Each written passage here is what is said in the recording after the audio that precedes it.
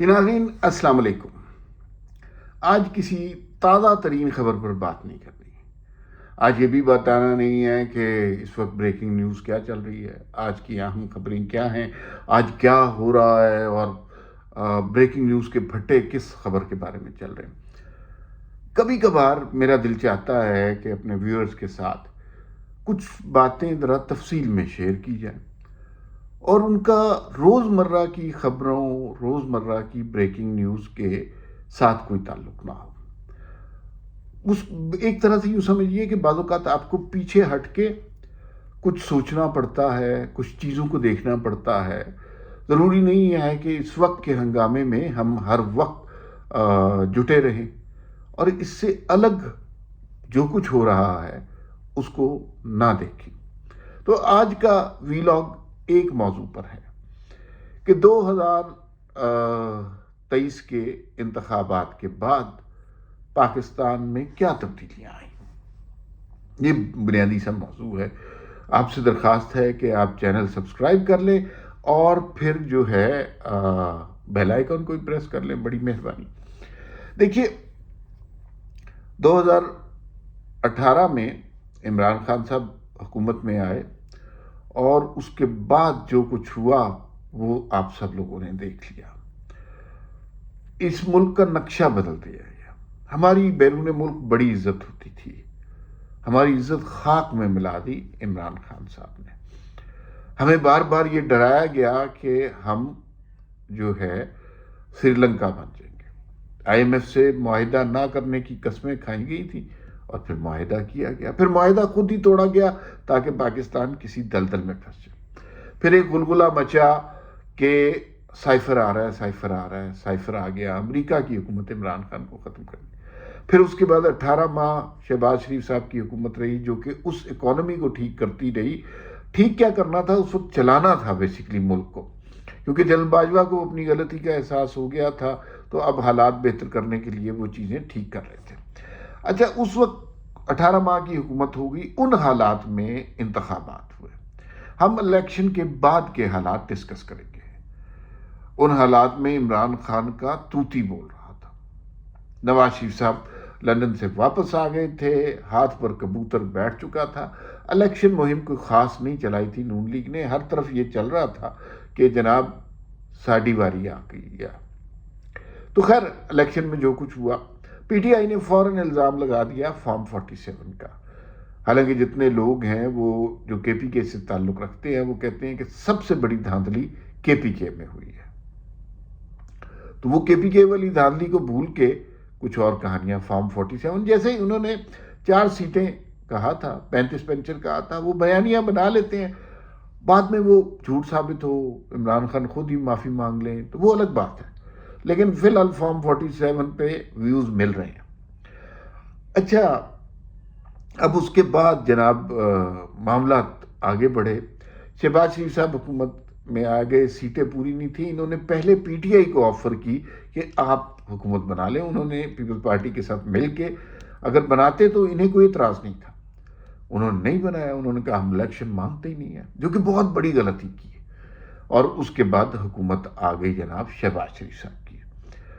اب اس حکومت کو آئے ہوئے کچھ عرصہ گزر گیا ہوا ہے۔ ہمیں دیکھنا ہی چاہیے، ایک طرح سے جائزہ لینا چاہیے کہ کیا چیزیں ٹھیک ہوئی ہیں، کیا چیزیں غلط ہوئی ہیں۔ جس وقت الیکشن ہوئے تھے سب سے بڑا نعرہ تھا بجلی کے بل کم ہونے چاہیے، کیونکہ بجلی کے بل بہت زیادہ آ رہے تھے، اور وہ آئی پی پیز کے ساتھ جو معاہدے ہیں اس کی وجہ سے حکومت آئی، انہوں نے 5 آئی پی پیز کے معاہدے بند کیے، 18 کے ساتھ ابھی معاہدے اور بند ہونے کی بات ہو رہی ہے۔ اگر وہ ہو گیا تو بجلی کا یونٹ 18 روپے سستا ہو جائے گا۔ ٹوٹل یہ 18×5 = 23 ہیں آئی پی پیز کہ جن کے بغیر بجلی بنائے، بغیر بجلی استعمال کیے ہم نے غلط معاہدے کیے ہوئے ہیں اور ہمیں پیسے دینے پڑتے ہیں۔ تو اگر وہ مسئلہ حل ہو جائے تو جناب بجلی کے بل سستے ہو جائیں گے۔ لیکن پھر اس کے بعد دوسرا بڑا مسئلہ تھا مہنگائی کا۔ مہنگائی بہت بڑا مسئلہ ہے، روپے کی ویلیو کم ہو گئی ہے، تو اب مہنگائی کی شرح کم ہو رہی ہے۔ لوگ سمجھتے ہیں کہ مہنگائی کی شرح کم ہونے کی جب بات ہوتی ہے تو لوگ سمجھتے ہیں کہ آلو پیاز چاول گھی اس کی قیمت کم ہو گئی. شرح کا مطلب یہ ہوتا ہے کہ مہنگائی اس رفتار سے نہیں بڑھ رہی جس طرح پہلے بڑھا کرتی تھی، تو چیزیں بہتر ہونا شروع ہوئی. قانونی طور پر 26ویں ترمیم منظور ہوئی، جس سے وہ اختیار جو عدالت نے اپنے ہاتھ میں لے لیا تھا اور اس کا بے تحاشا برے طریقے سے استعمال کیا تھا، وہ اب ہمارے پاس پارلیمان کے پاس آ گیا. پھر اس کے بعد جو ہے پیپلز پارٹی اور پی ٹی آئی کا بھی پی ایم ایل این کا اتحاد ٹھیک چل رہا ہے، ان میں کوئی پرابلم نہیں ہے، ابھی تک نہیں آ رہی، ویزیبل نہیں ہے. انہوں نے حکومت نہیں لی، انہوں نے کہا جی ہم آئینی عہدے لیں گے، صدر گورنر وغیرہ یہ اسپیکر یہ لیں گے، ٹھیک ہے، وہ انہوں نے لے لیا. آصف زرداری صاحب صدر بن گئے.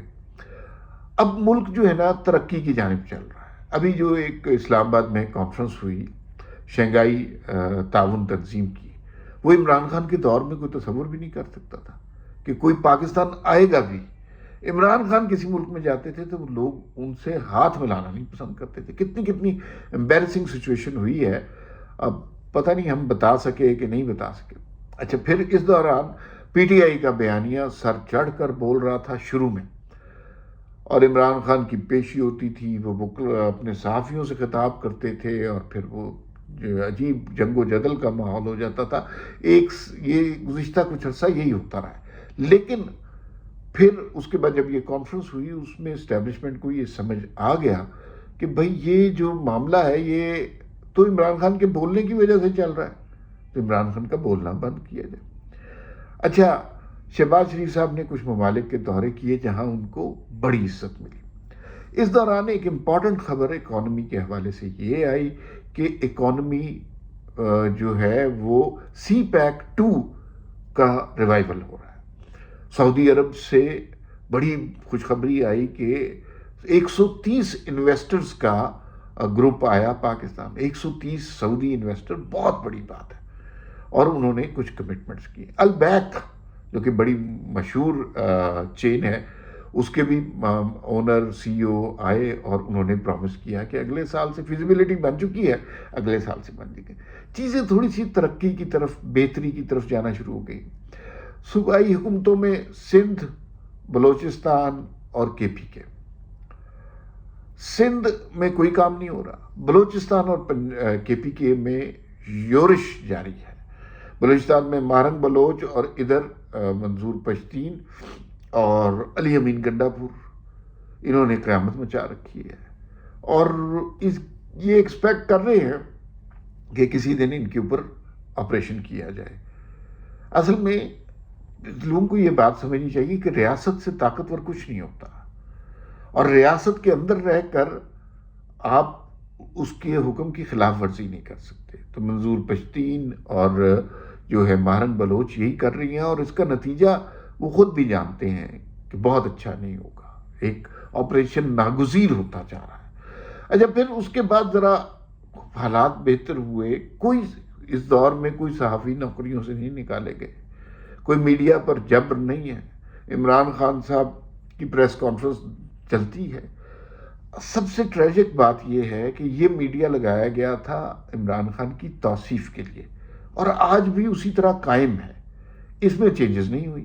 جب اس میں چینجز نہیں ہو رہی تو اس کا مطلب ہے کہ لوگوں کو سمجھ ہی نہیں آ رہی کہ حالات کیا ہے. حالات تبدیل بھی ہوئے ہیں کیونکہ یہ چہرے وہی ہیں جو اسی طرح کا بکاؤ مال ابھی اسکرین پر ہے.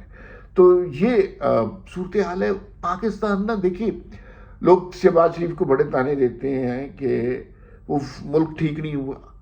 ملک ایک دم نہیں ٹھیک ہوتے، گریجول کنٹینیوس ایفرٹ سے ٹھیک ہوتے.